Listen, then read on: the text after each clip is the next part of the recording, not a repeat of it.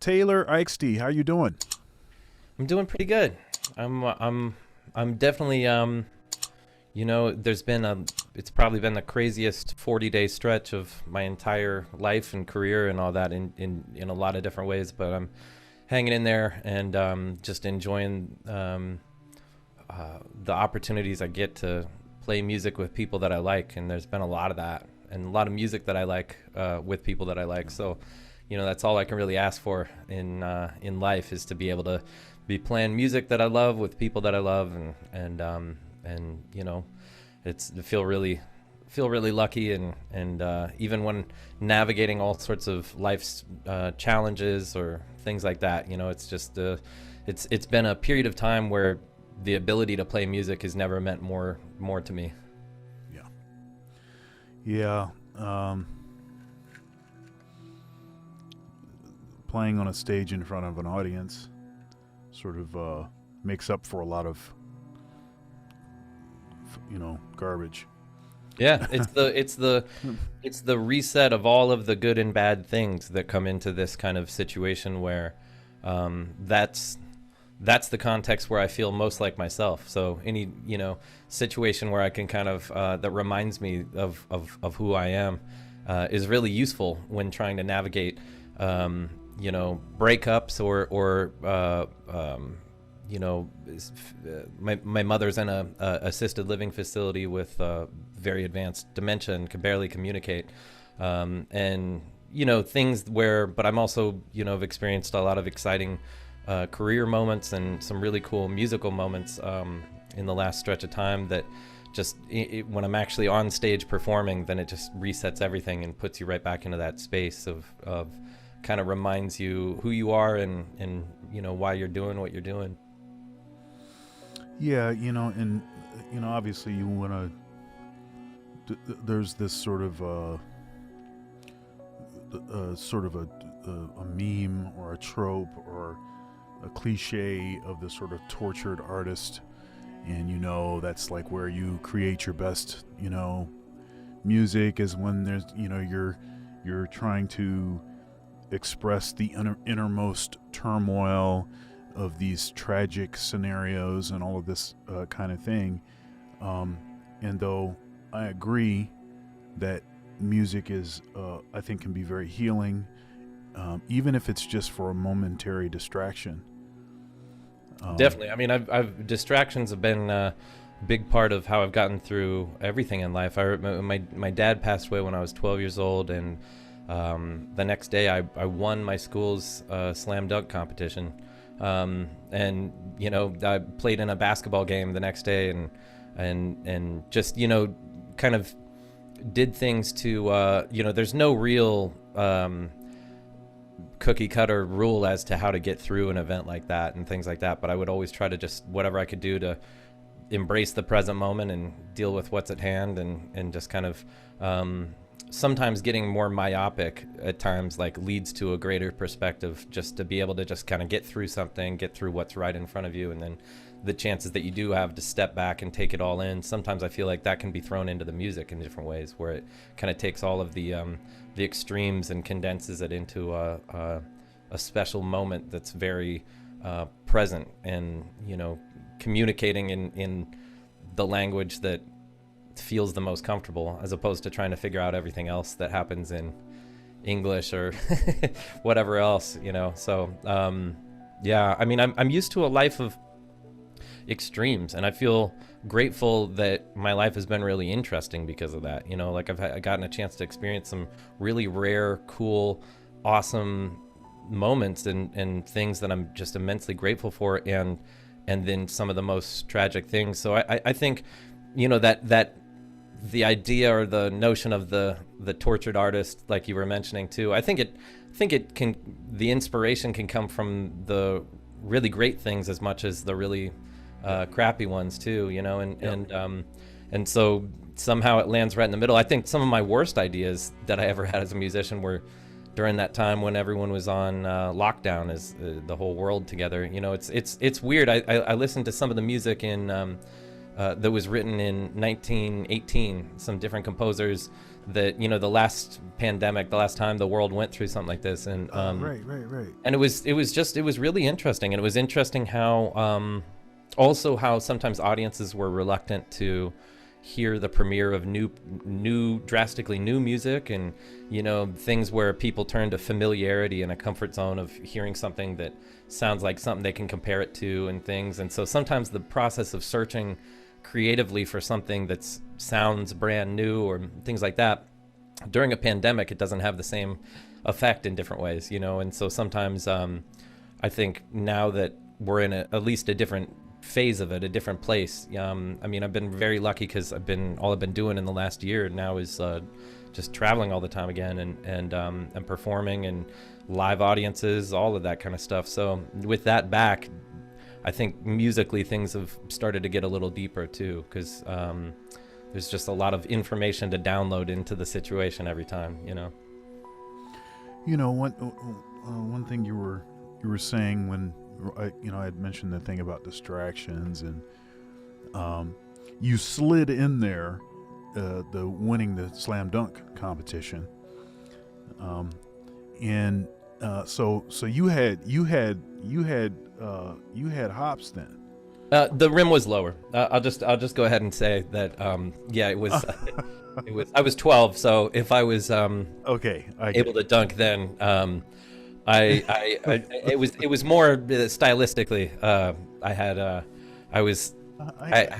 a pretty nice one, actually. It was a kind of a pseudo reverse off of one bounce, almost a 360, but yeah, a little smaller rim. You know, I of the blessings that I have on this earth, being tall is not one of them. So it's okay. So I wasn't gonna say anything about that. I'm 37. I'm still not giving up hope, man. There's still time. I can get some jump soles and, you know, ankle weights. You know, like I'm going through a weird time in life, so it might be time to just start wearing ankle weights everywhere. So. Okay. So I'll tell you my ankle weights story. So I was in 8th grade. Okay, so was this the summer going into 8th grade? I think this might have been the summer going into 8th grade. And I decided, okay, I want to be able to slam dunk. So I was like, okay, I'm selling out on this idea of being able to slam dunk. And fortunately, my dad had made I grew up in the country. And he had a guy, lay some asphalt, perfect size for just a half court. So I went out there every day in the morning, and I just started jumping, trying to, get to the point where I could touch the rim. And at first, of course, I was nowhere close, and I just kept doing it over and over and over. And then I started wearing ankle weights. And I was wearing these ankle weights around all the time for goofy stuff. And I actually think I was like, at one point, I think I was like sleeping in them or something. I didn't, I wasn't. I wasn't thinking. That does, but yeah. I know. That's commitment for you, though. That's definitely. I used to sleep with football too. Just in terms of like, same kind of thing though. Just getting used to the. But. Okay, so long story short is, by the end of the summer, I barely dunked the ball, and so I was all happy about that. And there was this guy in my. So I went to high school for 3 years, and usually you want to stay in the same high school, but I actually transferred to another school. And when I went to this other school, there was a lot more athletic folks there, let's say. And there was this one dude in particular that just had this ungodly, athletic, just bouncing like a pogo stick, just ridiculous athleticism. And he was doing all kinds of crazy stuff, 360s. He was doing all kinds of. He was doing like any of the NBA slam dunk competition stuff. Like he was doing like all of that stuff.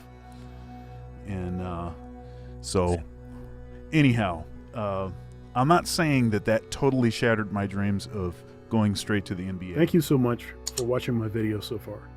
If you'd like to support, there are several ways to do so below. Also, likes are free. Please comment, share, and subscribe. Now back to the video.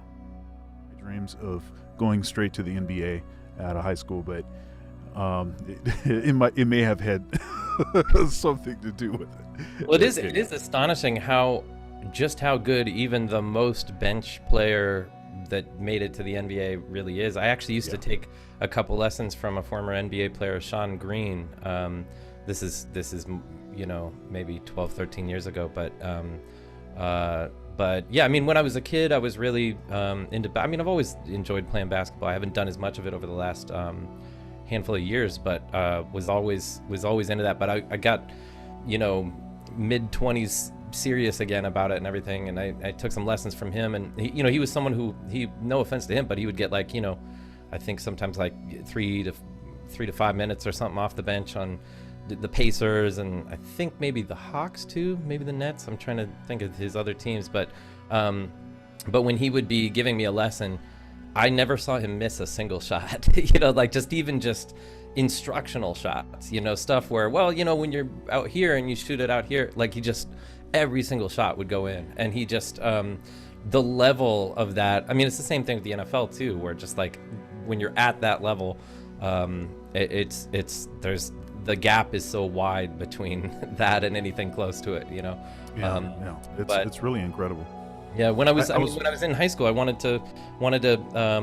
The only other career I would have done in my life was coaching football. So that coaching to me seemed more my speed if I went into that world, in the sense of just athletically I was decent at different things, but I probably realistically with my 5'8" ish. Frame, I just there's certain things that you're probably better off as a coach or something, or maybe a musician, so right. Your sport is music. Yeah. But I mean, that's actually one of my favorite things to do in the world is be in musical situations where I end up sweating through a shirt.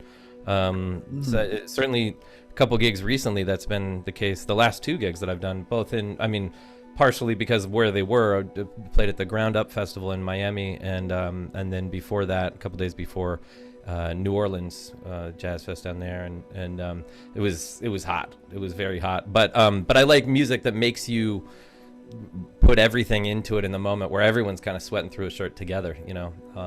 That's my favorite musical situations to get in.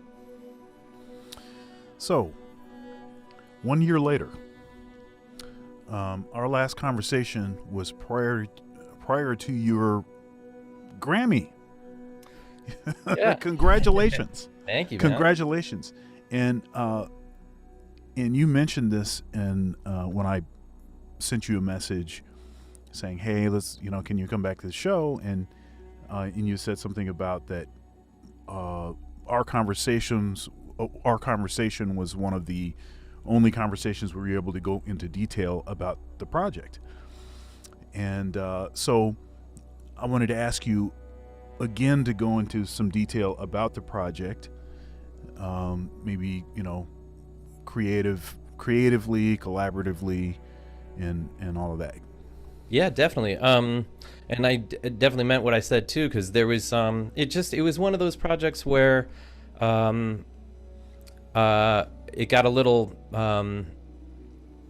maybe under promoted in different, it just there wasn't, kind of felt like no one heard this record, and so that's why it was a very pleasant surprise to get the nomination, and then an additional surprise to have the bizarre experience of actually winning. But it really, the thing I'm most thankful for with that whole experience is that hopefully this will lead to more people being able to hear the record, and hopefully it brings more. I've heard, I've definitely gotten, it's safe to say, thousands of messages from different people I know and people I don't know after that event, and but a lot of people who hadn't heard the record and then tuned in because of that. So I'm grateful for the idea that something like that like brings more people to actually hear something and listen to something. So so that was That really record cool. is killing, by the way. Thank you, man. I mean, I'm Ultra killing. I'm really proud of it. It was something that I just, it was like we worked so hard on that and for so long, and all I wanted was the chance for people to be able to hear it. You just want to, the whole point of the record being, if a tree falls in a forest, does it make a sound? I wanted to share this stuff. I wanted people to, I wanted my music to exist in other forms than MIDI demos that are just sitting there for years and things where I'm like, man, let me just please give me human beings. Let me put this together. And it took a long time for it to fully take shape, but yeah, I mean that's. There was an album where, for that 11 years of time in between releasing albums, when I would do my own group, a lot of times it would be my group with symphony orchestra, and it'd be kind of like a larger scale project. And then, then a whole bunch of months where I'm traveling in other people's bands who I loved playing with and everything. But then when I would do another one of my things, it would be these kind of large scale projects that aren't necessarily really tourable, in a practical sense. And it had been like about a decade since there was like consistent tours with my quartet or my trio and that sort of a thing. And there was aspects to the previous situation where I released albums that kind of had me a little burnt out on that process. And then it takes a long time to have that perfect intersection of creative motivation, time and energy and resources and all of that kind of stuff. And because sometimes you get one of those, you get creative motivation, but then there's no time or any combination thereof. And so in 2018, it kind of really finally all came together with this label GSI. Gave me the opportunity. They gave me a unique opportunity to just record the record that I wanted to record, and trusted me to see out the vision without any label input and that sort of a thing. So I'm really thankful for that. Plus, they gave me a unique situation of the amount of studio time. I mean, I spent more than a month in the studio working with Josh Giunta, the co-producer and engineer, and tracking and editing, mixing, all of that kind of stuff. And so we had a really unique situation in that regard. And so also we had the good fortune of being able to record everything before the pandemic happened. So there was no, it definitely wasn't, it's really impressive to me, some of the albums that were made over, lockdown and things that a lot of people just made it work, and put together an album or a project during that period of time. But mine, I kind of got in there with everything before and essentially, had the thing finished before the pandemic happened. So, so that was really, I feel like there's always a certain amount of luck involved. And I feel like that was certainly mine, was the fact that we were able to get all this done before the world shut down. And then when we released it, it was something that kind of had a sound that, I think it was a cool experience that we all got to be there in person, doing that. It made a huge difference as to how, just sitting down. There's always levels to, like, if you send someone an email or a text or people fight in the comments of something, that's the lowest form of communication, I think, in humankind is like YouTube comments or something, or we specialize in that now. We're really good at that. Comment fights, yeah. Comment fights with a couple bots mixed in, and but then going from that to like then talking to someone on the phone, then talking to someone face to face, and then like all of those kind of things. And it's just obviously all of those little subtle things about communication gets so much easier when you are there in person, or you're talking to someone face to face and working with them in close proximity. So yeah, I'm just fortunate that everything is, that there's a lot of live shows now that we're able to do, and now I'm getting a chance also with the Grammy. It really helps in terms of being able to book a lot more things with my group. I feel at a point where I'm ready to do a lot more touring with my group. And at the same time, a lot of the people that I'm playing with right now frequently, I'm part of Terrence Blanchard's E Collective, where we've been doing these tours with the E Collective and the Turtle Island string quartet together, which has really become like a 9-person band. It's had a lot of tour evolution to it, which has been just awesome. But it's really, you know, like a legit 9-person band where everyone just brings their own unique personality to the to that. And that's been one of the most fun experiences of my entire lifetime, being a part of that that particular ensemble. And then I'm also doing a lot of tours with Lisa Fischer as a duo. And that's an extremely special project to me. Lisa's maybe the greatest musician I've ever worked with. She's just astonishing and has an energy around to her that I just gravitate to so much. And she's one of my favorite people of all time too. And so just getting a chance to play in their groups. I'm doing a lot more with Gretchen Parlato again now, which is extremely exciting for me because we used to tour constantly in 2010, 11, 12, 13. Like that used to be, we used to do hundreds of shows a year, and it was that was a big part of my life, and part of my life as a musician was being in her quartet and being in that group. So it's cool to be able to revisit that. I'm doing some things with her coming up in Europe, and actually just next week in the Bay Area. But you know, I'm getting a chance to play with a lot of those groups that I love, which I'm really thankful for. And you know, and also now finally getting a chance to do some more things with my music. Recently I premiered this thing that took me 5 years, 2 months, and 16 days to write. It was a project of mine called Imagine Our Future, where I combined about 100 ideas that were submitted by students in the Bay Area, all responding to the same prompt, which was just Imagine Our Future. So they submitted photography, artwork, musical ideas, poetry, choreography at times, like all sorts of different things. And I found a way to weave it all into a 70-minute long piece that had a narrative. And Lisa Fischer sung lead vocals, and I had a band that had 12-person band with Eric Harlan, Ben Wendell, Paul Hansen, who's like the world's greatest bassoonist, and just so many great musicians were involved in that. And a full visual projection with a coordinated immersive colored light display and all sorts of different things that it was cool being able to do that. But then I'm also catching myself falling in that same trap again of when I do one of my projects, but it's like, okay, it's this big large scale thing, but then it's like it happens then, but then I'm not touring with that particular group, you know.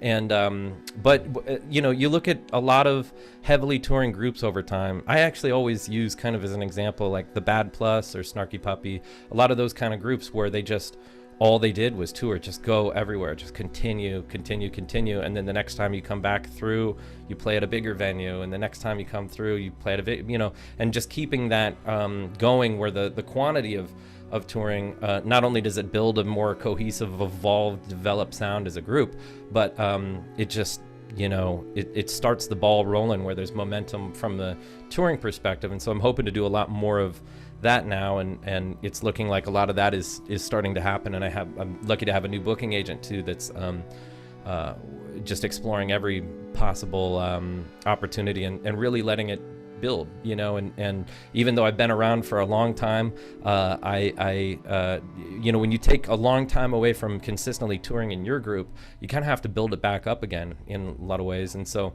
I'm at that point of just accepting, being patient with that, and part of why I'm able to be so patient is because I'm getting a chance on a very regular basis to play music that I love with people that I love. So, you know, I love playing my music in my group as much as playing in other people's bands that I love. And I don't know if I necessarily love it more. I love it the same, you know. And so I guess one part of my life that's very important is at whatever, you know, if the momentum can keep rolling with different things and I'm able to tour a lot more with my group, there's never a point in my life where I want to all of a sudden stop also being a sideman in groups that I love, you know. There's that, I think there's, yeah, that's an interesting thing. Yeah, because you're sort of getting different things out of each experience, and then also being challenged by ideas that were not originated by you.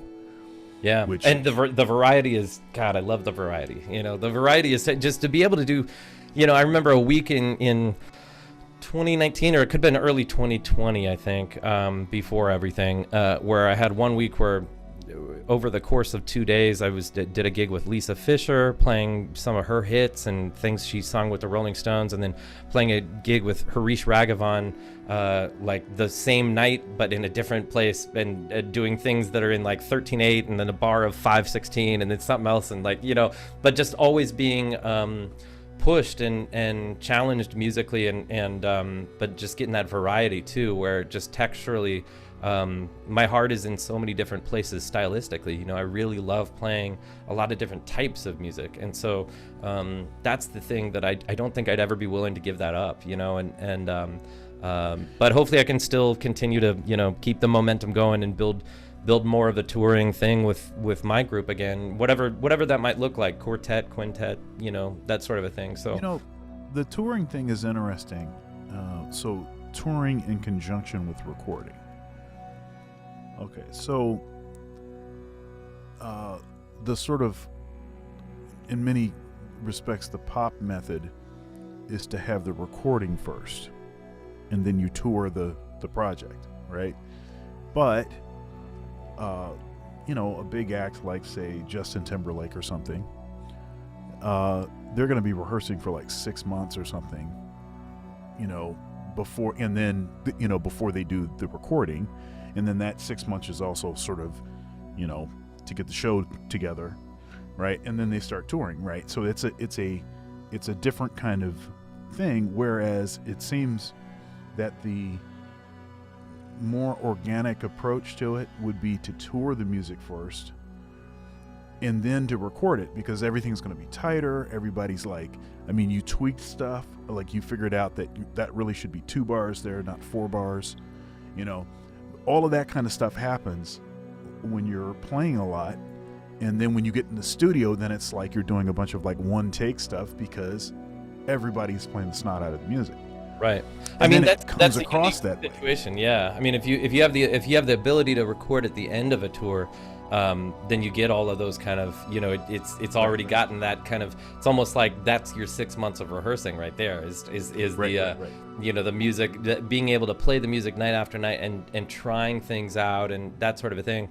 I think for me, Tree Falls was a situation where it was such a built record, like where it had all sorts of different, there was orchestral layers, there was a lot of added keyboards and other textures and woodwinds and strings and stacked vocals and all sorts of things that I think for that particular project, that then became a challenge, where the tourability of it is, I did a big release show back in September and at Le Poisson Rouge in New York, and I really tried to do it as full scale as I could. I think I had about 10 people on stage with me, where it was percussion, drums, sax, guitar, extra keyboards, bass, drums, 2 singers.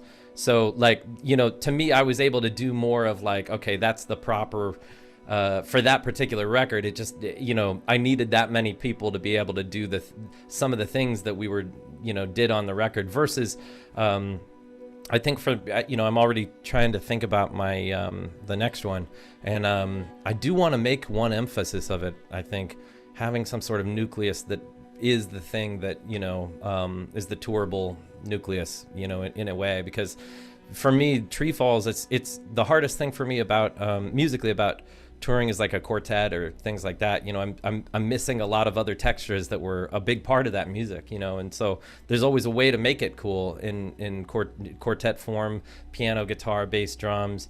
In an ideal circumstance for me, having an extra keyboardist, that's a part of my sound that I like the most, is just to have another keyboardist I trust, like be a part of that equation, and so I don't know, we'll see how that kind of morphs in different ways, but I sure would love the luxury of being able to travel with 9-10 people. Some of the favorite bands I've ever been a part of had 9 to 12 people in them, like Terrence Blanchard's band now, and Chris Bodie's band when I was in that, and that had about like 12 touring people in the group, and those are great situations too. But especially if if it's your first time in certain places, bringing your own, doesn't matter how many times I've played in Prague in other people's groups, bringing my group in there or something, it's going to be hard to go in there with 9 to 12 people, and to make that kind of a thing work. So sometimes finding a way where a smaller nucleus can kind of still capture the heart of that music, I think is an initial challenge that'll be kind of fun to see how that evolves. Of course, what a lot of groups that are either more on the fusion or even on the, obviously pop side of this, playing with tracks, everybody's got headphones in and you're playing to sequences and stuff. The most inventive version of that I've seen, with the more of a acoustic kind of group, is Pat Metheny's group, when they were traveling with all those machines on the stage, and they were playing and stuff. That's that's definitely always another option, is just bring a bunch of robots, right. Like, if you could get the robots cool enough, man, they got to know the music, but then once those robots got it together, it's I think knowing the music would be the easiest. It's a lot of oversized baggage, but at the same time, it's it can't beat the price. So that's right. All right. So, so I watched, of course, your acceptance speech for your Grammy, and you were not going to be cheated. I had to get through. I had to get through the list, man. I had to get through the. Yeah. You plowed through your list. And they started trying to play, and you were like, I'm going through, so I don't know if how serious I am, but this is actually going to happen. So one of the questions,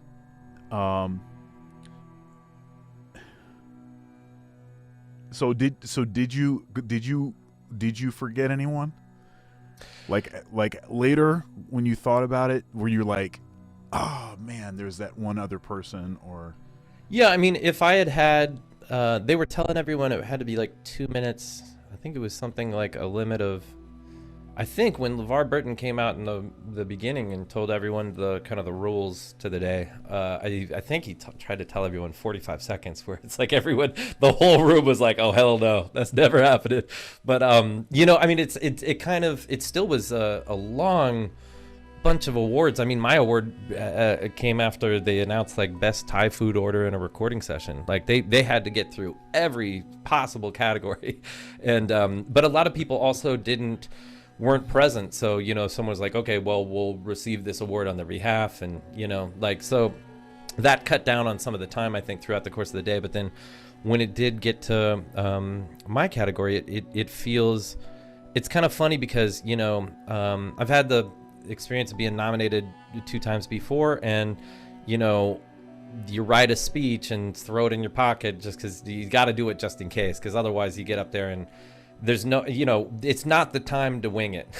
I guess right. In terms of that, the idea that I would ever be giving, the only speech I've ever given in my life was I went back to my high school in 2010 to be the commencement speaker at their graduation, and I wrote that whole speech in a park the day before. Like, I just kind of jotted it out and stuff, and actually I was really proud of that speech. I thought it was I had this whole way of drawing life analogies of these graduates going forward, from the way that I think of accepting the 50% of the notes that you have no control over that play. I always think every time you improvise, 50% of anything you play is something you set out to do, and then 50% just happens and you just roll with it. So I found a lot of life parallels within that, and I kind of dug that particular speech. But that had been the only other time that I ever gave a speech, and this one had to all be condensed down into about 2 minutes.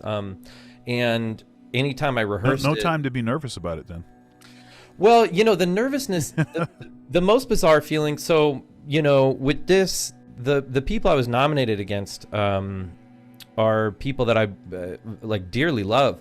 Mark Lettieri is I just played technically two shows with him the other day at the Ground Up Festival in Miami. I did one show with Eric Harlan's group with Mark Lettieri and Casey Benjamin was playing sax, vocoder, and just all sorts of that was special, really, really special. And then I sat in with Snarky Puppy the next night, and Mark was, of course, playing in that. But Mark's an incredible musician. His record is just amazing too, and he's a good dude. And he came from Menlo Park, which is the small little town in the Bay Area that I grew up in, and so it's bizarre that, you know, like we were hanging in Miami and we were talking about like this local bar called the Dutch Goose that I grew up going to, and we're like, man, we both had names that were carved into tables there outside, and like, you know, it's a small world to be in a situation where you know, to be in the same category in that kind of a crazy circumstance with someone who grew up, two people from the same hometown, and but he's a brilliant musician, and as is Rachel Eckroth, who I used to play in Chris Bodie's band with for years. She would play keyboards and synths and organ, and I would play piano, and I knew her really well, and her album called The Garden is a really unique, risk-taking album where she did something totally different than, it's a record that sounds different than any other record, I think. Like, just, there's a lot of records that get put out where, without naming names or anything, there's some records out that kind of sometimes sound a little bit the same. Like, there's not, you know, it's almost as if their idea of a finished product is to make it sound kind of very similar to other records. And I felt like Rachel went into that process of making her record with just this unlimited creativity and taking chances and trying different things and making it really, really emotionally relevant and just beautiful album.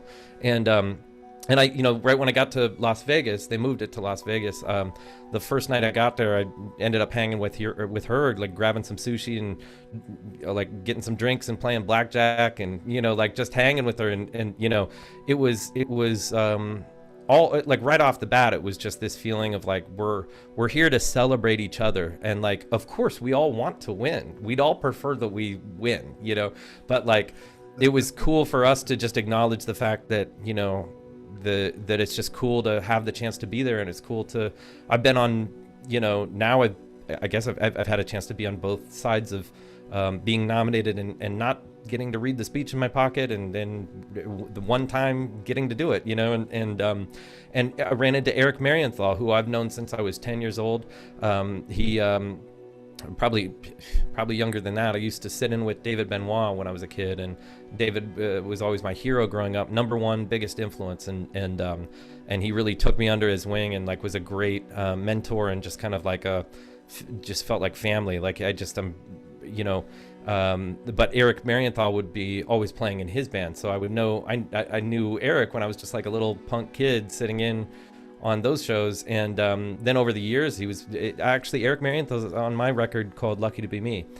He's playing the sax parts in, I believe, a couple different tunes, but he's great, and so it was great to run into him. I didn't see Randy Brecker or Steve Gadd. I don't think either one of them were able to make it, but obviously tons of respect for both of them. They're both legendary, and they both, I think, have won that specific category before too at the Grammys. So it's something that it felt like when they did announce it and call it out, you know, they had moved this from January to April. So it was a thing where you know, when they announced the nominations, it was in November. So typically you only get about maybe 2 months to think about the possibilities of anything, and since they had moved it to April, you know, I had like 5 months of this possibilities going through my head, like knowing what every eventual outcome, you know, what that would feel like, maybe through just playing it out in my mind. And, you know, in the speech, the only time I ever got through the speech without crying was when I did it on stage. Like it's strange, because like being on stage is also kind of like, as nervous as I was, that is more of a comfort zone for me, where I'm just like, you know, it makes sense in a weird way that I was able to get through it without crying then, but was never, you know, when I'm rehearsing it in the bathroom or whatever, like a bunch of times where I'm sitting there and I'd like to think, and I'm just streaming crying, and, you know, so I never really got through it in terms of like trying to read it, you know, to rehearse it in a way. But the feeling that that it felt like when that happened, when they called it out, was it felt like this bizarre feeling of deja vu, because the experience, like the idea of the possibility of it, had been running through my mind like, you know, you're any human being would over a 5-month period of time, where you start thinking like, well, what if, you know? And even so, even though it seems like, to me, it seemed like a very far off possibility, because I didn't think like a lot of people heard this record, and I didn't think, I thought that, you know, musically I was proud of it. I thought it deserved it. I thought like I feel okay like owning that, you know, the just being proud of something that we created, and the musicians involved in this record were the people that made that happen. You know, I mean, it would just, I was lucky to work with these incredible geniuses, and but that moment had been going through my mind like a recurring dream. So in the moment when they called it out, it felt like deja vu. It felt like I had experienced it like a million times before, because it felt like this weird prank that everyone around me was acting out a recurring dream that I have. And like, you know, it's the closest sensation that I could compare it to is like when I was 13, my mom threw me a surprise party. And so just the weirdness of like being like, what is this? What, you know, there was something kind of strange about it. It felt like it felt like I was on a hidden camera show or something, or where there was like just some sort of, you know, but then you know, I got through the speech. I mean, this is a long-winded way of answering your initial question of, you know, the people that I read out. If I had a much longer time, there would have been so many more people that I would have tried to fit in there. But they, you know, when they start playing you off too, and there's a certain thing where it's like, okay, there's some people that just absolutely have to get through all the musicians that were on this record and everything. I'd like to thank Dr. Thunder for allowing me to talk about my project. Yeah, you were in the next batch, man. You were in the, if the guy had actually gotten to the bridge, you know, like I probably could have slipped in there, but you know, yeah, it was, but you know, the weirdest part about that whole thing is then they put you through this, you never go back into that room. They put you through this winner's area where they immediately, you got to do all these like, you know, a zillion photo shoots, and then they move a whole wall, and there's 150 people with a microphone, and they're like, this is your press conference, go ahead. And like just all of these other things where I'm like, man, all I did, I wrote a speech in the notes app in my phone, and that's all that going into it, that was all the preparation that I had really put mental time and energy into, just because there's like, you know, you go into, I went into it being neither pessimistic or optimistic. I just went into it being happy to be there, and genuinely just trying to tell myself I'm ready for whatever happens, you know, and I'm ready. Third time's the charm, right? I guess so. You know, it definitely was, I was hoping that maybe there's some truth to that like phrase somewhere, but you know, one of the weirdest things, man, is they keep giving you different Grammys afterwards. So you take one, you go into the one you get on stage isn't the real Grammy. They mail you the real Grammy, you know, 4 or 5 months later, and but then the second you get off stage, they take that from you, they give you another one, and then you take photos in one area, and all of this before you've had a chance to process anything. And so then this woman kept coming over and taking that Grammy, putting it back, and then giving me another dummy Grammy to hold in another thing. And I probably held like 40-50 different Grammys that were all, for whatever reason, different in every little room and area that you go to and stuff. And I was so overwhelmed by that entire experience, and just trying to get through all of that, that once I got out of that and got spit out onto the red carpet, and just like the overwhelming mess in a different way, because the second you go onto the red carpet, you're a very small fish again. You know, you go out there, and there's like, now you're surrounded by, everyone's looking past you at Justin Bieber and Megan Thee Stallion and right. everyone else. And so just the kind of roller coaster of that whole experience, all before, like, I was like, the whole time I just felt like I was in a lucid dream or something. And I told my manager, I gave him my ticket, and I skipped out on the evening award show, and I was just like, I'm gonna walk the 7 blocks back to my hotel. And I ordered room service and ate it in the bathtub. I took a bath. I wanted to be surrounded by water, and I wanted to eat some food, and I just wanted to, like, that was the best seat in the house for me. Like at that point, I was so kind of just overwhelmed, grateful, but very, you know, quite a bit exhausted and overwhelmed from the bizarreness of the whole experience, but like the really cool, bizarre bizarreness of it, you know. And so let me ask you this. This makes me want to ask you this. Are you, and I may have asked you this the first time around, it may not have come up. Are you an introvert? I think that I have times where I am, and then I have times where I am the exact opposite. So I guess not. So I guess that would be the very definition of someone in the middle, maybe, in a way, because there's times that I do very much think of myself as an introvert, but other times where I feel the exact opposite, where I'm very So here's this is the question that I ask everybody. And this will help to maybe provide some context or give you a way to dig this out, because I suppose it's possible that you're exactly in the middle, but I don't know that I've ever talked to someone that I've asked that question to that they were able to actually answer the question that way, and then after I asked this following up question, that this didn't reveal something. So we'll see if this happens this time. So an introvert is going to require time alone in order to rejuvenate.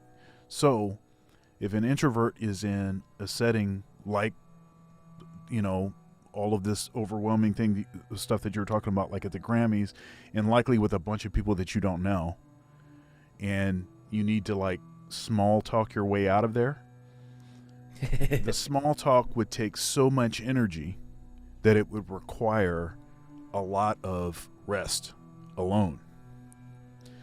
Now, I have learned how to appear to be extroverted, but I'm not an extrovert. I'm very much an introvert. And again, the evidence of this is if I had to go to some sort of social mixer where I couldn't lean on anything, right? I couldn't lean on music. I couldn't lean on, you know, some other interest that I have. Mm-hmm. Where I couldn't just like randomly go up to someone and know that they're going to know enough about that topic where I don't have to small talk and I just can get right in, right? If that doesn't exist, then it's terrible. I think if that's the going definition, then I'm very much an introvert. You know, I think by that definition, that would put me 100% in an introvert category. I have a tendency to get claustrophobic at times, but then I definitely hear you with that whole.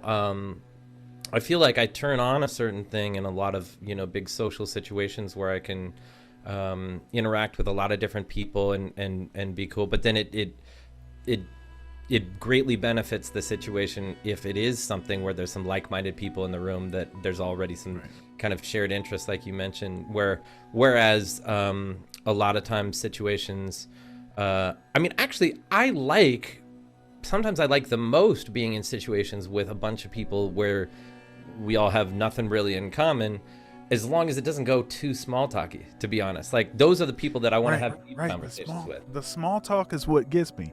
You know, the weather's gonna be cold. It's gonna rain. Who gives a shit? Like, it's like it's gonna be whatever. Open the window. It's something. Who cares? Like, there's so many things where just like, yeah, I feel like I'm very like, it's hard to I never like being in an elevator with people and then someone just, you know, or you're in the bathroom or some public bathroom where it's like I got nothing of that sort that could be like a good conversation right now. Like, it's just one of those, you know, but you want to throw a deep question at me or something, someone who I don't know. I love that. You know, I love getting into like a real deep philosophical thing, or like a, you know, I don't like debates that much just because I don't know. I've never had that much fun. Like, competition, I feel like there's a part of me that is a very competitive person, but it usually just shows up in sports. And man, it shows up in sports like very seriously, both as a fan and when I would, you know, play. And you know, I don't feel that same competitiveness in the musical world at all. There's enough competition that's built into the music business period that I've never entered. The strange thing for me is like the only musical contest of sorts that I've ever been involved in was the couple of times that I got a chance to go to the Grammys. Like I never entered a music competition in my life. I never and I don't think it's a bad thing of anyone who ever did, because they're bigger people than me, I think, because they especially the ones that could go into that with a positive headspace and mentality. For me, if I was in a situation where I knew I was like there to compete against, I was there to win something, or I was there to compete against something, so many things to me change what the music sounds like. If I know someone in particular is at a show, like a musician that I really respect, I still remember doing a trio show at Smalls once, and Brad Meldau, one of my heroes, he came and he sat like front row or right at the front of the bar. He hung for both sets, and the entire time, like every note I was playing, I'm like, well, what does Brad think of that? And I'm like, Brad probably wouldn't like that. Like just getting in my own head, like in that sense. So like it's easy enough to get in your own head if there's a specific person that you respect, or someone where you're like, oh, why are they here? Or like, just any of those things that get into your head that are non-musical things that you start to play vicariously through their ears, which kind of I think it's not always the most positive thing, because you want to play an unfiltered version of what's in your heart and just be honest and be real when you're playing, and bring out something that's coming from yourself, as opposed to coming through the filter of someone else's theoretical, hypothetical ears. Yeah, right. You don't even know what it is that they would want to hear. Yeah, and to be in a situation where I'm like, now at the end of this, I have to be ranked higher than these other musicians. To me, I'm horrified by that experience mentally, and just because I tend to get along with people. There's exceptions out there. There's some people I don't get along with that I will go nameless, obviously, but there's some people throughout, but it's actually more non-musicians than I get along with most musicians, but there's some human beings out there I definitely don't get along with. But I don't like to have to prove anything. I want to be able to dig deep and know that I'm gonna, when I play something, or if I create something, if there's an open intro, let's say, or like, you got to go into that with confidence. You got to go into that with a mentality that you're about to create something. That you got a track record of, like, if you are put in that situation, you can create something great for people and bring them along, and give something great to some people. And to me, that confidence has to, for me to be able to tap into the thing that I feel like I'm good at, then I need to not have any competitive influence in that respect. So that's basically the long-worded reason why I've never entered a competition of any kind when it comes to music and stuff. And I at the Grammys, I would say, like, the 2 days before the Grammys, the night before, I went to this party that was hosted by all of the New Age nominees and all of the current nominated New Age musicians, like, in that category. They were all there, plus 60, 70 other nominees, I want to say, like, of all across all walks of life. The Grammys this year, they were like, we're still going to put on the Grammys and every event as if exactly the same as we always have, except they're like, well, there's no nominees party this year because of COVID, and we're like, what? Like, how in the world? So the New Age community took it upon themselves to create this party for nominees that was, essentially the active nominees party this year. And they rented out a house that was off the Las Vegas Strip, and they brought in this incredible chef, and there was this sense of camaraderie and appreciating each other and celebrating each other that just set this tone for those couple of days. That just, to me, it was such a beautiful thing. I mean, they just had this, like, sense of, like, we're all here to celebrate each other. Someone's gonna win, cool. It's that, in that grade, that it's gonna be one of us. Like, they just had this mentality that I feel like, that at least in my category too, definitely carried over into that, where I felt like the same kind of thing. It's exhilarating to win and to go through that experience, but I would have been genuinely thrilled to see, you know, Rachel, Mark, or Eric and Randy's project, or Steve Gadd. I mean, there's so many reasons to appreciate all of those people, and the mere idea too that people could think of my name alongside those other people in any circumstance is genuinely something that, like, that's incredible to me, you know. Yeah, and you know, it's like I said, you that record's killing, you're killing. I mean, I told you that the first interview too. I've been checking you out for a long time. I always dig your you know, your arrangements, your compositions, the bands that you put together. Thanks, man. You know, your musicianship, you know, execution of everything, your right hand. I love your right hand, you know. So yeah, you're just, you know, okay, I said enough of that stuff. But you get the idea. You're killing. And so I'm totally not surprised that you won. I will be honest, and I have a lot of the same sort of misgivings, maybe isn't the right way to put it, but sort of maybe it is misgivings about competitions. Mm-hmm. And for that reason, I mean, I entered a couple things when I was in college, and growing up, you know, my father entered me into like solo ensemble kind of stuff. I did that kind of stuff, and I did some all-state band kind of stuff. But, you know, by the time that I even started, maybe I should consider doing like the Thelonious Monk competition or something. I was too old, you know. So I just, I don't know. I think I have a lot of the same, you know, I want to be doing it for the right reasons. I want to be able to say what it is that I'm trying to say without necessary concern for the other stuff. And then, you know, if I'm honest, I realize that politics is a real thing. I'm an academic, right? Yeah. So of course that plays a part in all of those things too. I mean, at whatever stage of competition, what have you, there's always going to be that side of things that plays into it too, that's just outside of your control anyways. So it doesn't matter almost like what you play, like there's going to be some elements out of your control that dictate that situation that, you know, I to me, something like the Monk competition, or I guess it's is it still called the Monk competition, or is it when they changed their name to the Hancock Institute? I wonder if they changed the name of that award to... You know, I haven't paid close enough attention to be able to answer that question. Yeah, that's something that I apologize that I don't know offhand. But that particular, I just think of it as the Monk competition, and they would change the instrument every year and all of that, right.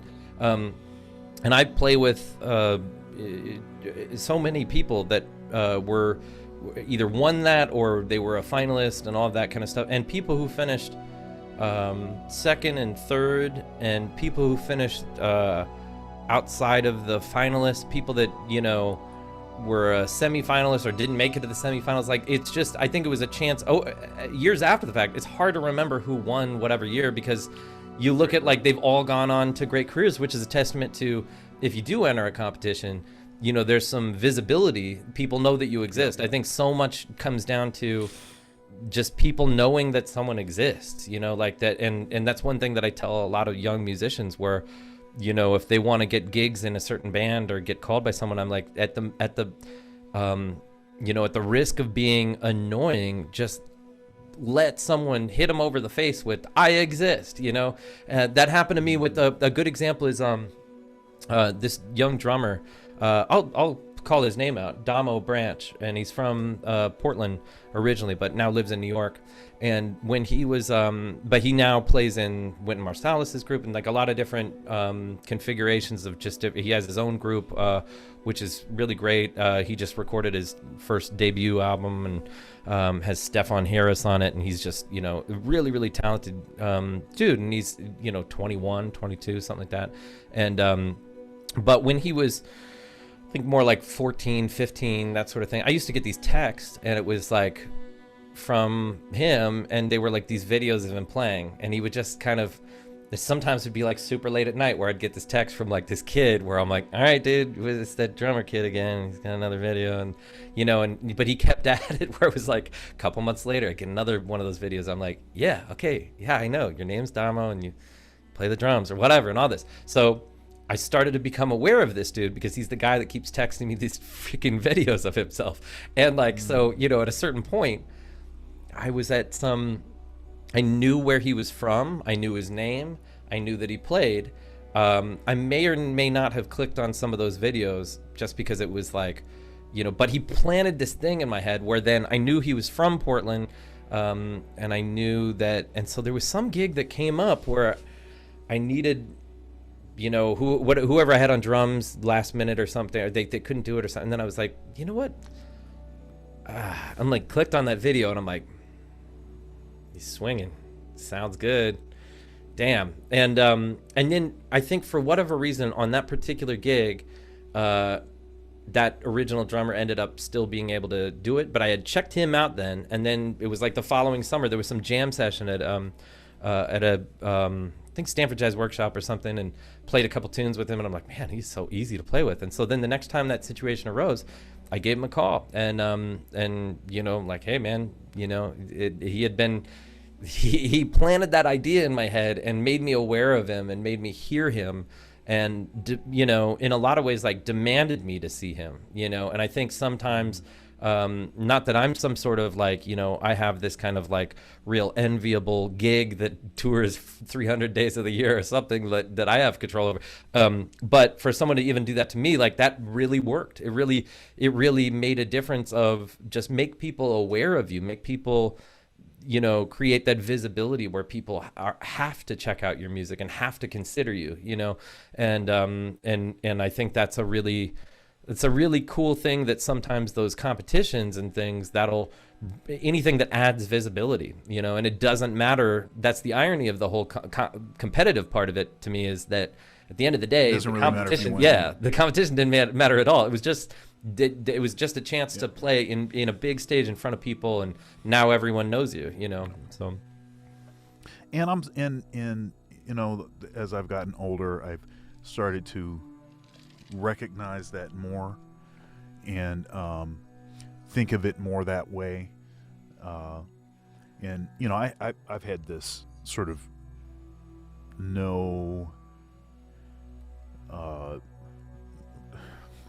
this is going to sound crazy, but kind of like a no audition policy. Mm-hmm. And what I mean by that is, if you need me to audition for your band or something, then I'm not the guy for you. Right. You know, like, I would want somebody to be calling me because they already know about me and they want me to deal with them, rather than me to have to audition for something. I think there's a lot of dimension of that, in the sense of, if they already know you, they're more likely to allow you to be yourself on the gig too. Like, they're calling you for a reason, you know, they're calling you to be yourself. I think the other side of like the whole like forced audition on people in a way is just, if there's one specific situation you really want and you got to make them aware of you or whatever. I always think for young musicians, it makes more sense to almost be annoying. But then you still, at some point, someone's gonna cave and check you out, you know. And it's, I think it just, you know. But then you get further along in a career, and then you know, I think you have more of a luxury of picking and choosing those situations based on, you only want to be in situations where people know that they're calling you for to do your thing. Like, that's why sometimes I'm a little bit adverse to, I still do them sometimes, but doing gigs where someone has like all of these, you know, 20-page charts that are very specific composed things, where I'm like, just call a classical pianist at this point, because why are you calling me? You know, like, where's myself here? Like, what, you know? And to me, if someone calls me for a gig where it's a bunch of great players and it's 1-page charts, I'll cancel something else to do that. You know, like, I love that, because it means that, like, oh, you mean that you trust me to just create something. Right. And that's because that's my comfort zone. But playing within the confines of a particular arrangement and stuff, to me, that does that same thing, where it's like, well, how did you I wasn't your first call on this, was I? You know, like it's just one of those weird mental things where you're like, you needed someone to read that arrangement. That's all it really is, you know? So, you know, at that point, then I'm like, there's not that much that separates that from playing to a track, you know? Because if you, It's I like, mean, well, you knew I could, you knew I could read music. That's why you called me, right? right. Yeah. And I can't even do that well. I mean, man, I'm a bad sight reader, but I can read something. I can learn the hell out of something. I do my homework, man. You know, I take the time, I mark stuff up. I just, you know, try to really learn the stuff. And that's something I'm really passionate about. But, if you ask me to read something without that ability to like internalize it or hear it first or that sort of a thing, then, to me, it's, I'm not your guy, you know, like call someone. There's some people who are, everyone's got a different skill set, and mine is not sight reading a crazy complicated chart that has no freedom in it, you know, that sort of a thing. But if I have time with one of those things and I can sense the reasoning why I'm involved in that, then, you know, that's another thing. But yeah, I think that the people that I like to call on gigs, occasionally I will have something though where there is a gig that there's some real specific written orchestrated things, you know, and sometimes you just need people because of their tone or because of their vibe, their preparation, all of that kind of stuff. But maybe you want to call different people for that than the people that you are better off just giving everyone just like the freedom to explore things and that sort of stuff. You know, people fit into different situations, and I think that's one of the cool things about just being a part of a community of musicians where I can think of like 10 to 15 other pianists that between all of us, we're always subbing for each other and, you know, covering each other's gigs sometimes and being used for one tour, but not the next one or whatever. And I mean, I think that's the beauty of it, is like the variety that's built into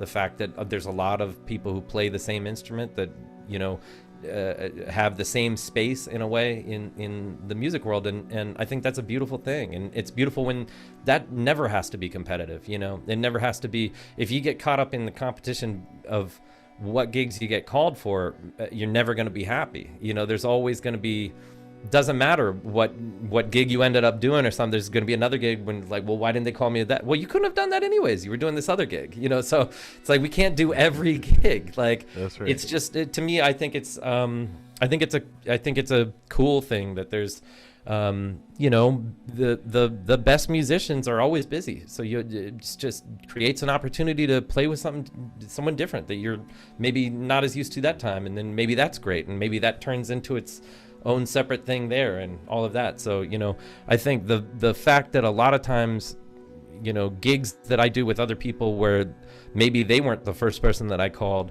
or gigs that I do where maybe I wasn't the first, second, or third person that they called, sometimes those are the most fun situations. It just gives you a chance to do something different. But those, to me, mainly work when it's something that you can sense musically why they called you. You know, like if they give you a simple chart or they give you something and they trust you to create something and bring your own identity to it. You know, those are the situations that have by far the most fun in, I think. So, and you had said something a bit earlier in our conversation here about what did you say? Some sort of a bunch of students submitted pictures and different things for. Yeah, Imagine Our Future. Yeah, Imagine Our Future. Okay, so that makes me, and I don't think I asked you this before. Do you teach lessons? I do. Yeah, I've been teaching since I was 11, 12 years old. And I was fortunate to get a chance to, one of the greatest piano players in the Bay Area ever. And he was like a big part of just Bay Area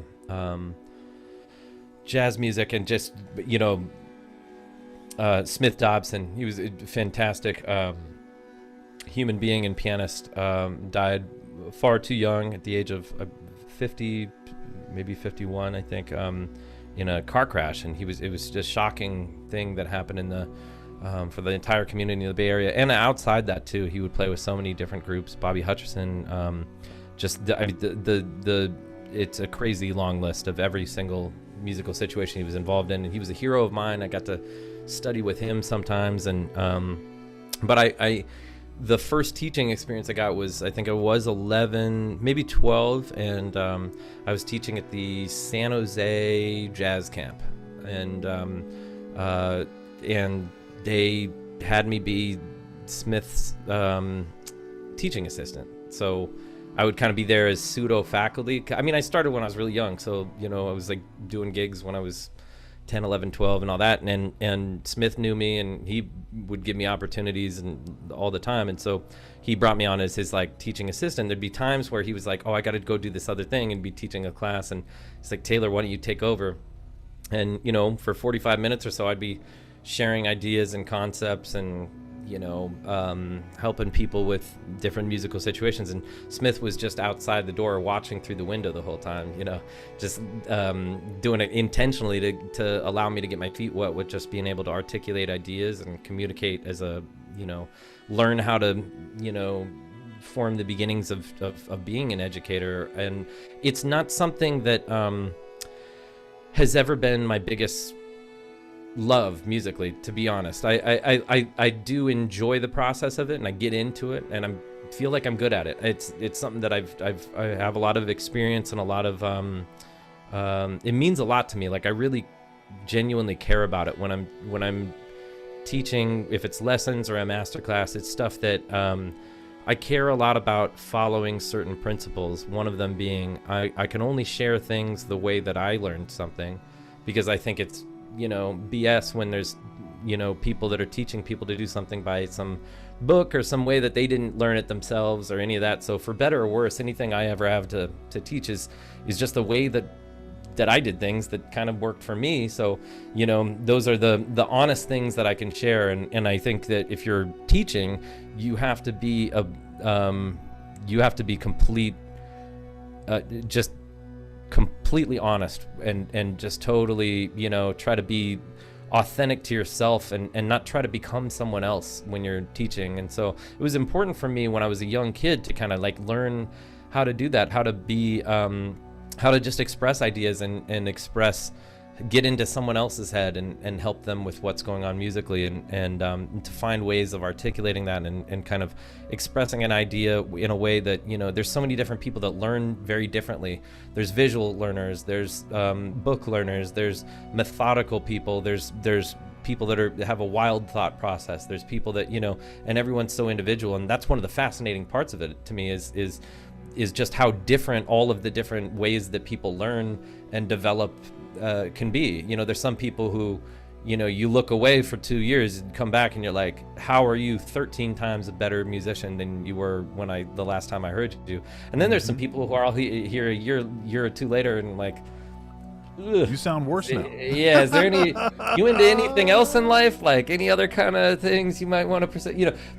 So everyone's, it's all different. So I was fortunate to get that opportunity when I was young and just get used to it, and it was something that it's always been a part of my life. Like every summer, few different jazz workshops, jazz camps, like Stanford for 26 straight years. I've been a part of that, and Port Townsend in Washington. I love that, and a lot of different just master classes or clinics or things with different universities or all sorts of different places over the years. Plus a lot of different students over the years, and it's something I do love to do, but it's something that I would never, for me personally, I can't, I don't want to, where my deepest love is, and the thing that I would die for is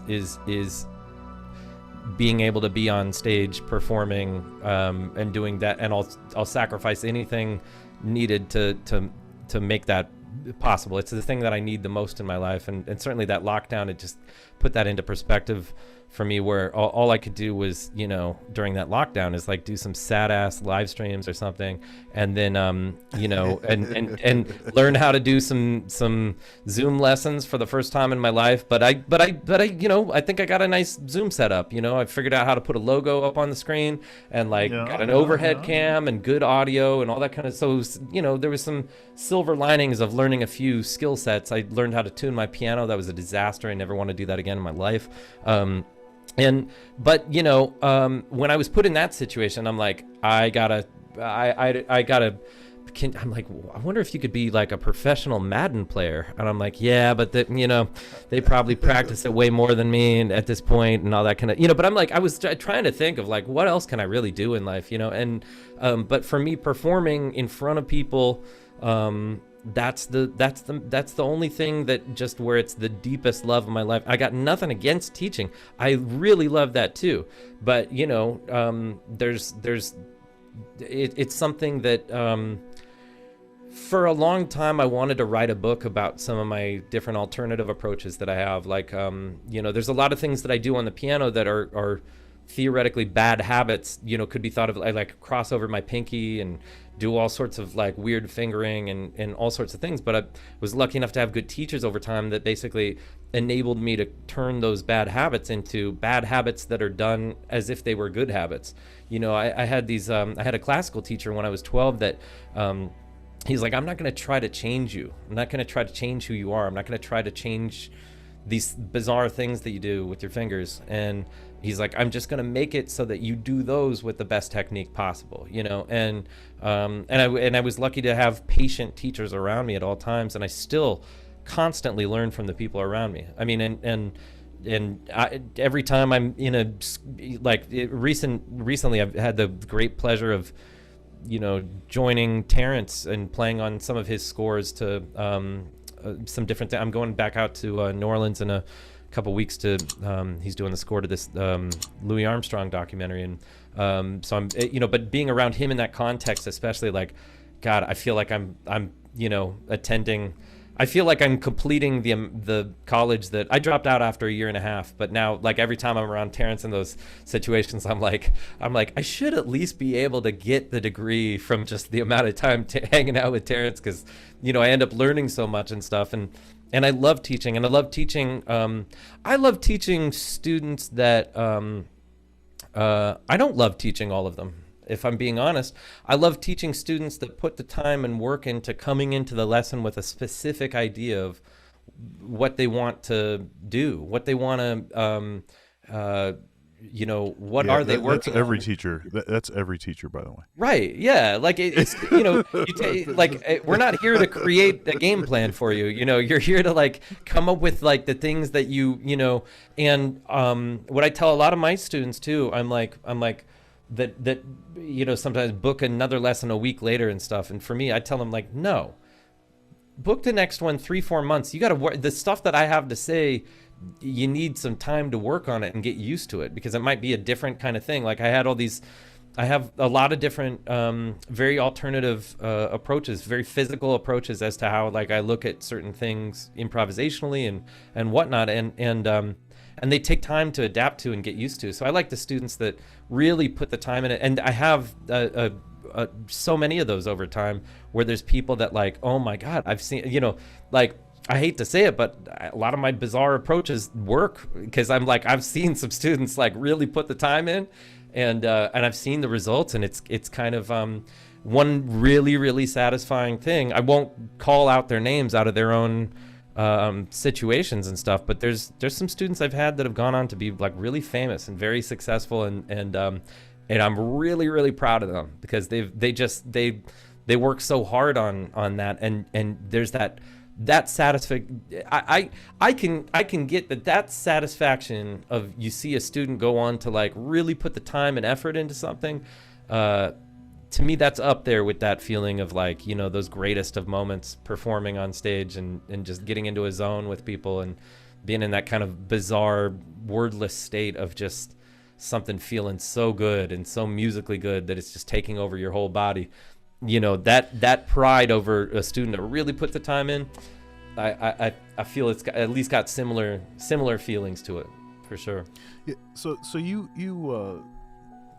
said, physical, the piano is physical, right? And you're a very physical player. So I think that's when I said I love your right hand, that's what I was talking about. Yeah, I mean, like, it's you have a strong right hand.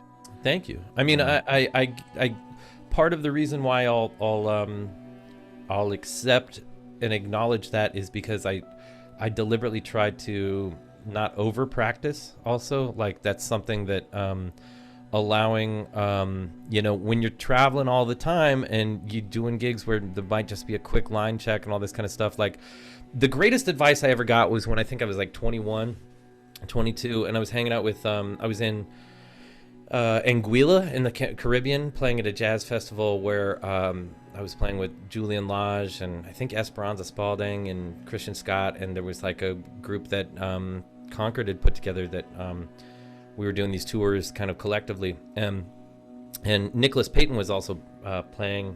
I'll never forget that set, and Nick has a recording of it too that I've listened to now many times from that random show in Anguilla in like 2006, where he had Mulgrew Miller and it just was I mean, that was a mind-blowing set. It was just one of the most impactful musical sets I've ever seen in my life. And talking with Nick afterwards with Julian, and he told us, he was like, practice when you're pissed off, practice when you're sad, when you're uninspired, when when you're happy, when you're bored, when you're, he's like, get used to playing music in every single headspace, because the times that you go into a gig where you just feel totally happy and nothing is happening in life to piss you off or whatever, he's like, it's almost never going to happen. So just get used to making music when you're in a variety of different headspaces and stuff. And so for me, I really appreciate the idea of preparing yourself for what might happen in a particular moment. And so when you're performing, and for me, some of that entails deliberately not having my fingers feel like they're totally warmed up, because then that creates a comfort zone of, I know what I need to do within the, process of like a 5-minute line check to get my fingers ready to play in a show. And that's my comfort zone. So at home, while I'll definitely have to practice a long time if I'm, if there's some really tricky, complex stuff that I got to get used to. Another great piece of advice I got was from John Clayton when I was going to USC, and he said there was no such thing as hard music, which to me felt like a cliche at the time. And I asked him I'm like, what do you mean by that? And he was like, well, imagine what's the hardest piece of music you can think of. And I'm like, okay, Rachmaninoff's Third Concerto. And he's like, okay, so let's say you sat down and played it right now. And I'm like, it'd be impossible. It would feel like there's no possible way to, it's insane. It's not something you could sight read. You have to spend 10 years and go into a mental institution and all this kind of, you basically live out the movie, the entire plot of Shine, the movie. It just, and so he's like, yeah, but what if you took those 10 years and you do go through that insanity and you do learn it and you sit down and you play it? He's like, you could probably get through it fairly easily, right? Because you put all that time into it. And I'm like, yeah, I guess you could. And he's like, did anything on the sheet music change? So it never was hard or easy to begin with. It's just all, are you used to something yet? And so practicing, I look at that same way, and I try to get as used to what it's going to feel like when I'm playing. And sometimes that involves, if I got to do a duo gig with Eldar or Jeff Keezer or something, which we've done before, like I'm going to practice for 4 or 5 hours because I got to get my fingers like super warmed up to be able to, hang with them when they're playing and stuff. But there's other gigs where I'll deliberately not touch the piano for 4 or 5 days before the gig, just because I feel like that music, I want my fingers to have to, explore the wilderness a bit, during that gig. I feel like when that serves the music, there's a time and a place for really warmed up fingers, and there's a time for just allowing things to not be controlled by the amount and virtuosity coming out of your fingers. There's times to just kind of listen and react and let your fingers explore some unexpected things and go with the mistakes. It seems like part of what you're describing is maybe less about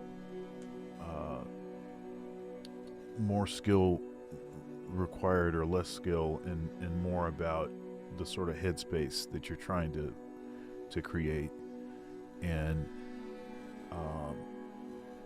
sometimes, like, if you're really aggressively shedding, you can play beyond the space necessary. Yeah.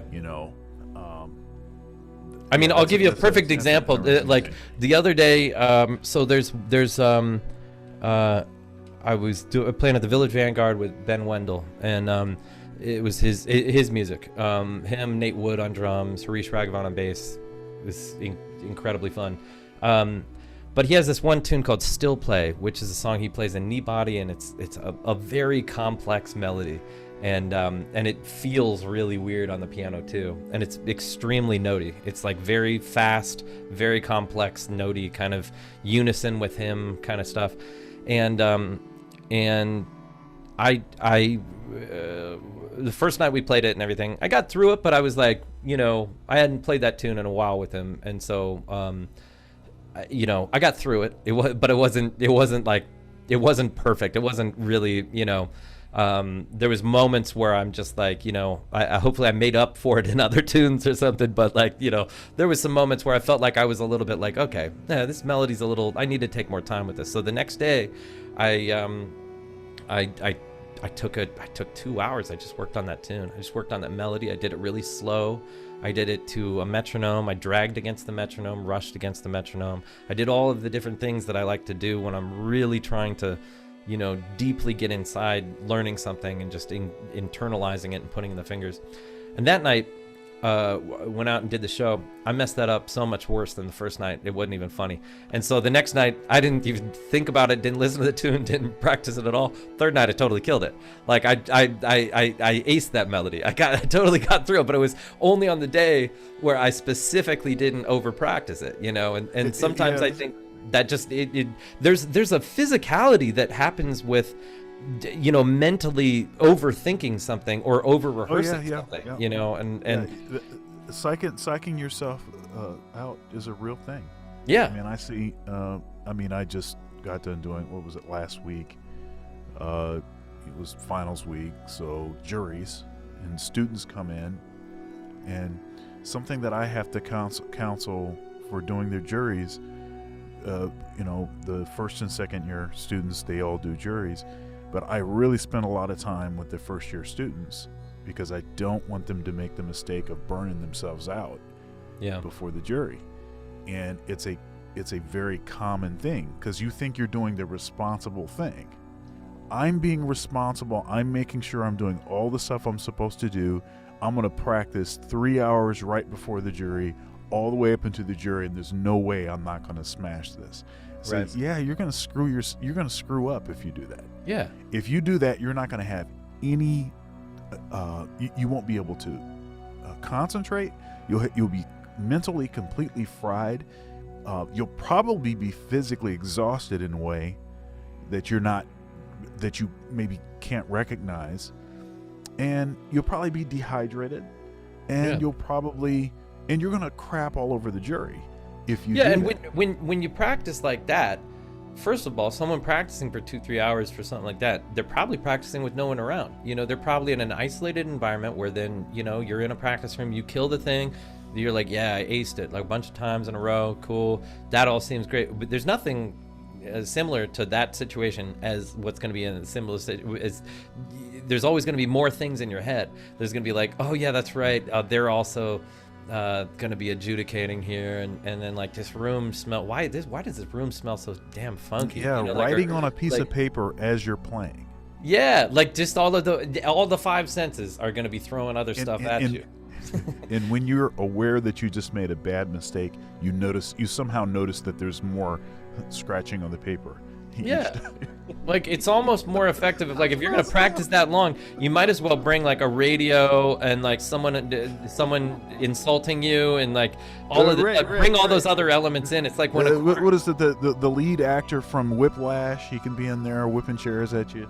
Yeah, if you practice that way, maybe that'll help, and be like, oh wow, now this is way easier, but otherwise, it's and let's say you totally nail something, then you just set a bar of like, okay, well now anything short of that is a total failure, and then the second you feel yourself veer off the tracks in any respect, then your brain just is sometimes flooded with this like, oh, I've already failed. I've already let myself down. Oh, remember when I killed it like that a couple hours ago or what? You start thinking about all those things. And it's like, it was a good reminder that I had recently with that thing that it just reminded me to make sure that mentally I'm aware of the headspace I'm going to be in when I'm there doing that, you know, and it's, and so, you know, definitely trying to align the headspace where you practice with the headspace of when you're performing. I mean, which makes it, you know, I'm not one of those people at all where I could ever play music by my own design in the morning. Like, that ain't happening.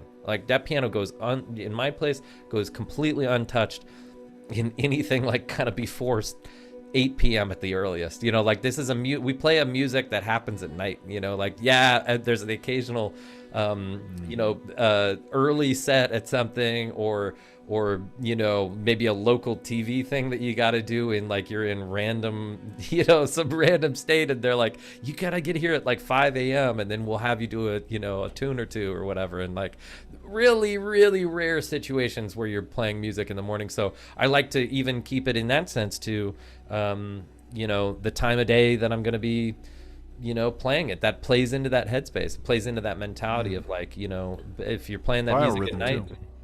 Yeah, absolutely. Oh yeah. Like, the closer you are to, you know, like, for me, gigs tend to happen when I'm like in that part of the circadian cycle where it's like, do the gig, there's probably some sort of hang afterwards, and then go to bed, wake up. Like, early, I'm just used to getting up early if I got, you know, there's a lobby call and got to get to, you know, you can't miss a flight if you got a gig the next day. So the whole band's downstairs, you know, like, there's that mentality kicks in of just like, okay, now you got to be like super just practical, responsible, be on time. You know, people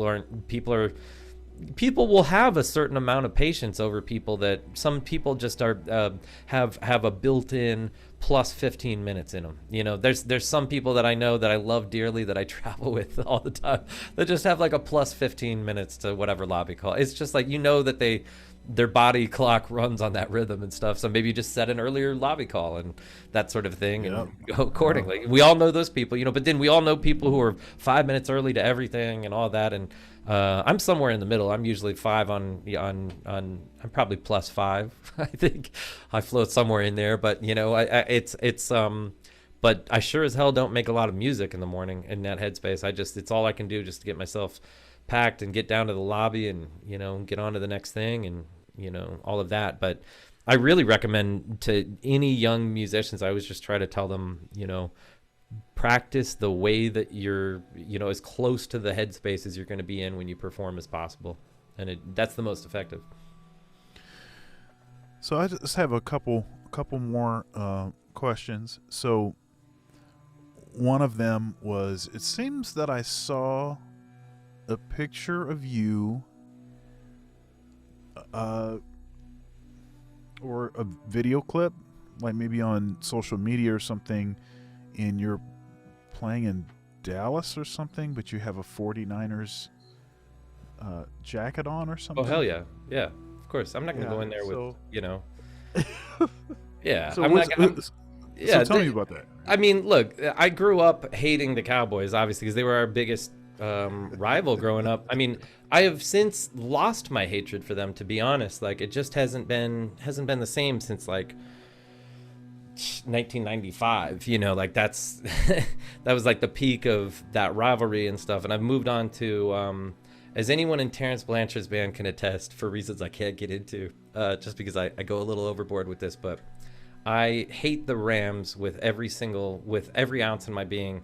And I will die on that hill. I swear to God, I have no patience. I don't even like rams as animals. I think that they suck. They're just, their horns are stupid. Like, whoever is like, we need a ram, they're useless. No one needs that animal. No one's ever heard of a Seahawk.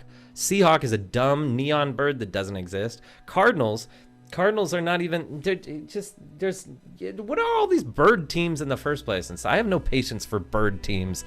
And you know, but the 49ers, you take the 49ers and you got a team that's named after, you know, what better mascot to celebrate than old, you know, dudes in the 1850s or something that were panning for gold flakes, you know, like how you can't get more intimidating than that, you know. But the teams that I've moved on to hating the most are NFC West rivals, but I can't put into words how much I hate the Rams. And it floats around from year to year. Sometimes I hate the Seahawks more. Sometimes I hate the Cardinals more. They're all teams that I wish would just dissolve as teams. I wish there'd be some sort of fire code violation of their stadium and they'd have to shut down as a team for several years. I don't want them in the league. That's how much I hate those teams. But Cowboys, it's the NFL's a better place when the Cowboys do well enough. They haven't, to my knowledge, they haven't really won a playoff game, and it's been eons. But I liked the fact that we got to play them in the playoffs this year, because that brought me back. That brought any good NFL fan back to see the Niners and Cowboys in the playoffs and that sort of thing. But I wasn't going to pass up the opportunity to be on stage in Dallas wearing my a little bit over the top gold 80s Niners jacket. So had to do it. And I've done the same thing. I've done worse things to the people of Seattle with my fanhood, in terms of what I've worn to gigs, what I've worn on a plane landing in Seattle, what I've shouted out the second a plane lands in Seattle. There's some things I'm not proud of, but there's definite, I don't know, deep fanhood is something that I grew up with. The 49ers are the team to me that's the team of my heart. I love the Warriors too. I grew up being a Warriors fan and all that, and I'm glad that they're doing well. I'm not bandwagon. I'm dealt with Chris Mullin and years of losing and going to all the We Believe playoff games and all of that. I was living in Oakland at the time, so I went to all of those We Believe games and but the Warriors, I love them. I truly love them, but I would cut off 2 toes to see the Niners win another Super Bowl. I hope that there's no weird situation where I would have to do that, but I would take it to that level. Well, it's good that you know what your limitations are. 3 toes. That's the limitation. That's right. I need at least 8 of them. So, yeah. And then the last question I was going to ask you about is, it seems like last time we talked, you were either engaged in or about to get started a podcast. Oh yeah! Wow, it's been that long that me and Joe have been threatening that. Yeah, Joe Sanders, incredible bassist and one of my best friends of all time. He lives in France now, but he used to live in New York and also in LA when I lived there too, and known him for a million years. We're extremely close buddies and former roommates and all of that. And we do have a podcast called You're Effing Welcome with Joe and Taylor, but we haven't released it yet. We've recorded, we got logo, animation, we got the whole deal. But we've been kind of waiting for the right time to kind of roll it out. I think that sometime this summer, there's a high likelihood that we'll actually finally do this, where we want to do the first episode live and then release some of these archival episodes of our first couple of, it takes a while to, also we would talk for like 3-4 hours and try to edit it down into an hour. And after a couple days of trying to edit one of those, I'm like, we got to find a better system for this. So, we've essentially created something that we can do at any time, and it's going to be great. It's just I'm sure, as you know, it's like once you start a podcast or a show, you got to keep it going. You got to there's got to be more episodes, and they got to be somewhat regular, because then if you're building a following, then people got to know that the next episode is coming up, and all that kind of stuff. So for me and Joe, both of us being like heavily touring musicians, it's also, that comes with its own challenges of, when he's available, I'm not available. And then when I'm available, he's not available, and all of that. And, but it's been something that I feel like when we do start doing these publicly, it's pretty entertaining. It's a good combination of and he's someone who I enjoy debating with. I really enjoy debating with him, but usually it's just sports debates. I like to keep that side of me to sports. So it's equal parts, if not more, sports than music. But we get into all sorts of stuff, and then theoretically our format also includes a special guest that we bring in to interview, so we got a lot of ideas. We just have to have like a time. We have to schedule it in. and we have that in the plan. So we do plan to do that. It's called You're Effing Welcome with Joe and Taylor. And yeah, I mean, we're trying to really cater to the broadest demographic possible. Those people who somehow know who both me and Joe are and only want to really hear us talk about sports. You know, that real broad demographic right there. That just, you know, like all of those thousands of people. That, well, you know, you have to enjoy what you're doing, so that's. Yeah. Well, I mean, I think it's actually entertaining. You know, like looking back at the thing, and we got all these like different funny segments. We have the segment called You Got Mic'd, and we bring on Mike Moreno to talk. We ask him a question, then just kind of cut him off and interrupt him, and then just send him on his way.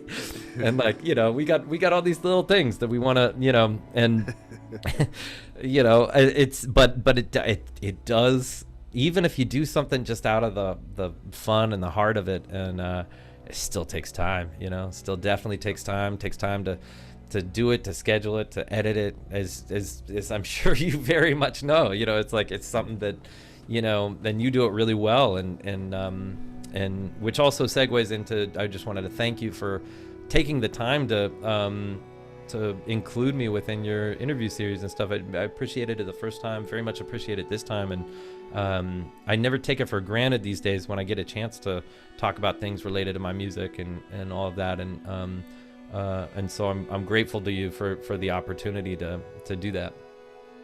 Yeah, and we're gonna do it again, man. Sweet, man. So the last time that we did it was episode 102. That was a year ago. Today is episode 199. Damn. Wow, I was one short of being a milestone episode. I'm sure you had a pilot before, though, so technically I'm still 200 or something, so it's got to be like, it's close enough. But yeah, man, thanks for doing this. Great conversation. I really I think people are going to really enjoy this episode. So, and like I said, maybe in another 100 episodes. Yeah, well, or 299, I guess, you know, or 301. You know, apparently I'm not like, I'm just like, I'm post or pre milestone. That's right where 102, 199. I like being right in there, but not right on that, you know, that even number. Well, you're the biggest number of the 100s. Okay. You know what? You can't beat that, man. I'm so happy with that. There's a way to spend this. It's an honor, man. Well, it's a pleasure talking to you, man, and thanks again for taking the time. Yeah. All right, man. Well, I'll be rapping to you. Cool. Sounds good, man. Thanks a bunch. All right, I'll see you. Cool, man. Peace.